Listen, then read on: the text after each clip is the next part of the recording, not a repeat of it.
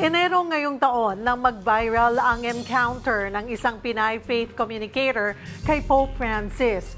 Kuha kasi na tuwang-tuwa ang Santo Papa. Nangyari ito sa isang private audience sa Vatican dahil bahagi si Joanne ng Jubilee for the World of Communications.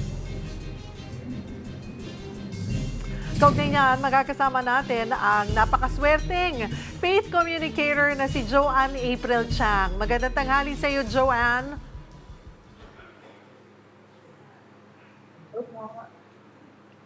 Hello, Joanne. Yes, hello po. Sorry, hindi ko po narinig. Is it better now? Yes, it is. Ayan. Ano ang una mong naisip at naramdaman nang mabalitaan mo na pumanaw na si Pope Francis? First ko po siyang na-receive is sa WhatsApp po, dun sa aming WhatsApp group ng mga batchmates ko na nagpunta po sa Rome last January. And sobrang lungkot lang po talaga because it hits different po kapag na-encounter mo or na-meet mo na siya. Kasi talagang feeling ko po talaga para po ako nawalan ng ng sobrang lapit na tao sa buhay ko. Gano'n po yung feeling. Joanne, muling nabuhay itong viral video mo kung saan tuwang-tuwa nga si Pope Francis nang makausap mo. Ano ba ang kwento sa likod nito? I-share mo naman sa amin. So last year po, I was selected from the applicant worldwide to represent the Philippines for Faith Communication Program po ng Vatican, ng Dicastery. So the end of the program po is makakapunta kami ng Rome, and unexpectedly, hindi din po namin alam na may chance pala to have a private audience with the Pope. And during that time, ang invited po, it was the Jubilee for World of Communication. So ang invited po ay ang mga journalists, reporters, writers, and all of the media within the Catholic Church and yung sa mga mainstream media po. Tapos po, during that time with the private audience, magkakaroon po kami ng chance to talk to him up close at hindi po lahat nabibigyan ng chance na magkaroon po ng ganon. Kaya talagang iniisip ko po, Miss Cheryl, kung ano po yung sasabihin ko in less than 15 seconds kasi sabi, ganun lang daw po talaga ka-short yung encounter. But at that time, naging memorable siya kasi naging mas mahaba po yung encounter ko. Kasi po, I was wearing the Philippine jacket at that time. Kung nakita nyo, I was wearing the red one. Tapos po, yung intrusive thoughts ko po kasi talaga yung nanalo. Hindi po talaga yun yung gusto kong sabihin. Pero nasabi ko po sa kanya is, Lolo Kiko, I'm Joanne from the Philippines and I'm your long lost grandchild. Kasi Wow. po, di ba po pag tayo in the Philippines, we jokingly claim to be the relative of someone wealthy or someone famous. So parang ay, Lolo Kiko natin siya as a Filipino. So for me, he's my lolo. So sino lang sinabi ko na siya yung nawawala ko. Ako yung nawawala niyang apo. So Aha. po talaga siya, Michelle. And he asked me back, he asked me, also you're half Argentinian, half Filipina. Kasi joker din po talaga si Aha. Pope. And then I said, see. And then as you can see, I was giving to him the soketo po of Pope Francis as a gift to him. But I realized at that time, shucks, wala naman akong remembrance from him.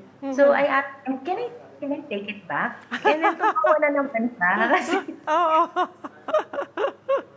and tapos kukunin mo ulit. Oo. And then after that, I asked for prayers for all the Filipinos and of course all the people who are working in the media because that's the yun naman po talaga yung very reason kung ba't po kami nandoon. Nakakatuwa nga. Napakagandang kwento, Joanne. Buti binalik sa'yo. Yes. Oo nga naman. Sa atin, sa bagay, yung humor, ano? Talagang nagmarka yan eh. Yung humor nga ni Lolo Kiko na tayo ang nagbansag niyan sa kanya. Kilalang People's Pope at talagang malapit sa mga Pinoy si Pope Francis. Ano yung katangian niya ang hinangaan mo? Sobrang hinangaan ko sa kanya, Miche. Sobrang humble niya. Tapos sobrang parang hindi siya out of reach. Sobrang niyang fatherly. Sobrang pag nakita mo siya in person, talagang ano na lang talaga, Miche, parang nag-iba na lang, para talagang tumigil yung mundo ko. And kasi nung una ko po siyang nakita, I was 19 years old, 10 years ago, here in the Philippines. Pero nung makikita mo talaga siya up close, iba talaga yung inspiration na dala-dala niya, yung mga lahat ng tinuturo niya kasi sinasabuhay niya, eh. So, as someone na makita mo yung inspiration mo up close, talagang mag-i-ignite yung fire, yung passion ko to serve in the church. Naging gano'n po talagang effect nun sa akin, Michelle. Ayun, paano nagbago?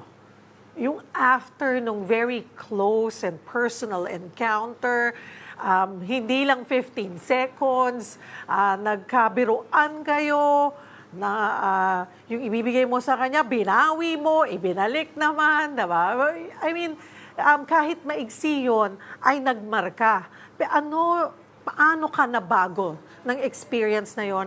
And yung pagbabago sa'yo, ay paano mo rin ipinapaabot sa mga kapwa natin, Sorry, Katoliko, at sa mga youth, other youth.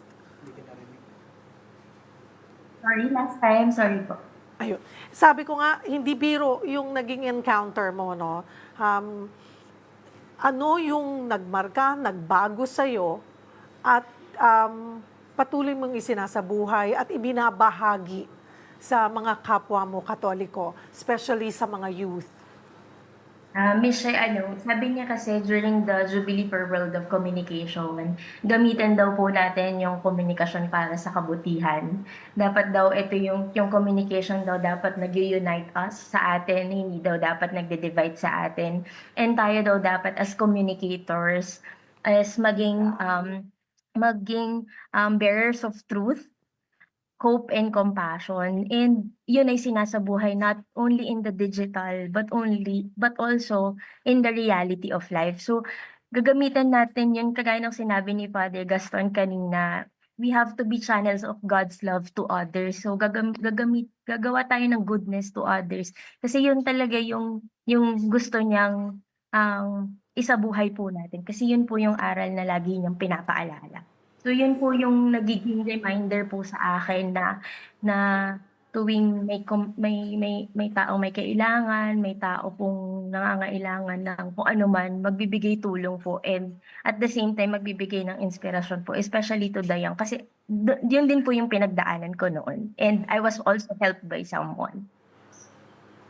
Maraming salamat for sharing your story, Joanne April Chang, ang ating faith communicator.